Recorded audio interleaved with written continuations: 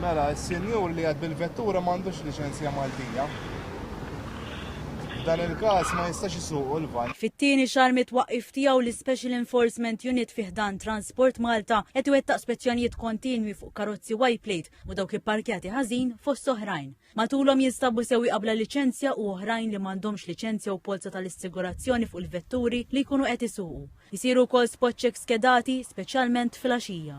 Juan Mizzi, uffiċjal eżekuttiv dan il-unit qal li fl-ewwel 21 jum ta' Marzu inħarġu 1010 ċitazzjoni, 332 fuq karozzi Y-plate u 45 fuq karozzi tal-kiri li kienu parkjati fit-triq u mhux fil-proprjetà tal-kumpanija.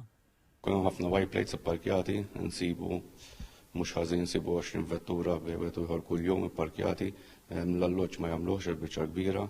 TVM News għatta nofsanar ma' Juanu David, uffiċjal ieħor f'dan id-dipartiment, bħala parti minn spezzjonijiet tal-entità u dawk spontani li jagħmlu ta' kuljum fit-toroq Maltin. Din l-ispezzjoni partikolari żewġ sewwieqa nstabu jisuqu mingħajr liċenzja, it-tnejn kunu barranin u li qabżu l-perjodu fejn setgħu jagħmlu użu mill-liċenzja internazzjonali li wieħed ikun jużaħħa f'pajjiż li fih m'għandux liċenzja għal perjodu ta' sena. Għajdi spot check ħattart, kemm tibgħatina waħda pulizija għax persuna bla permess. F'każ ieħor ta' ħaddiem dan ukoll ma kellux liċenzja fuqu minkejja li kien ilu fil-pajjiż 15-il sena. It-tnejn kellhom biss ċertifikat tal-eżami tat-teorija. The procedure now is that you cannot drive the vehicle, okay? Because you don't have a Maltese valid license. So from now on you need to call someone with a Maltese valid license that is authorized to drive this vehicle. Ftit momenti wara Transport Malta interċettat koppja li kellha liċenzja u l-polza tal-assigurazzjoni skaduti u mhux imħallsa. Dan wassal biex ittieħdilhom f'waħda mill-compounds ta' Transport Malta. Spjegaw li dan id-dipartiment għandu 3 siti li fihom jittieħdu l-karozzi. Juan qal li f'każijiet bħal dak tal-koppja dawn ġeneralment jittieħdu minnu fih u għaldaqstant ma tantx idumu fil-kustodja tagħhom.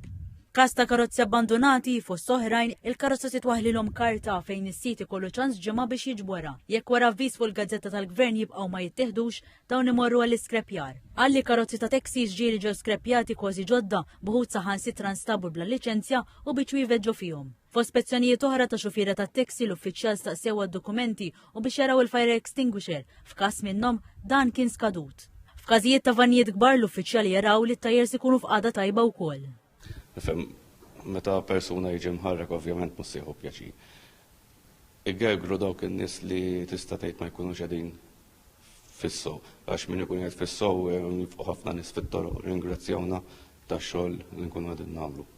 Huwa rimarka li għatfadal xi jsir fejn għandu x'jaqsam minn forzar u fil-fatt fil-jiem li ġejjin se jkunu qed jingħaqdu magħhom numru oħra ta' uffiċjali biex jassistu lid-dipartiment. Qal li minkejja li irregolaritajiet qatt ma jistgħu jinqatgħu kompletament raw kambjament sostanzjali.